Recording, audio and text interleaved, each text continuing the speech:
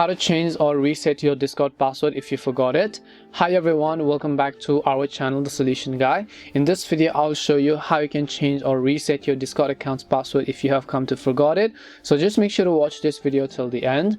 In order to change the Discord password if you have forgotten it, all you have to do is first of all just launch the Discord application, and then you have to come to the login page. So if we remember our password, what you needed to do was go to the login page, enter our login information, username or email or password or phone number, and simply sign into our account.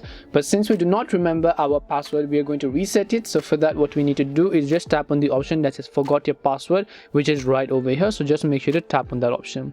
Once you tap on forgot that password, first of all make sure to also enter the email, and now tap on the forgot your password button. As you tap on the forgot your password, it says that we send instructions to change your password to this specific email.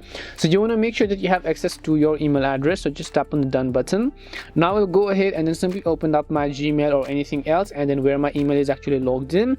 Then after that I'll simply log into that specific profile over here. So once I log into that specific profile, so let me also go ahead and log in, and then I'll go to the all inboxes tab. If you do not receive the email, try to refresh it a couple of times in order to see that you have actually received the email.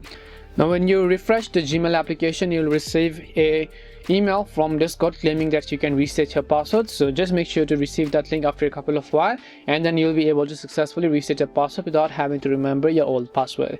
And that's all it takes to reset your Discord account's password. We hope the video was really helpful, and if it did help you, then make sure to leave a like and subscribe to our channel. If you have got any more questions, make sure to leave them down. Thank you very much for watching, and see you soon in our next video.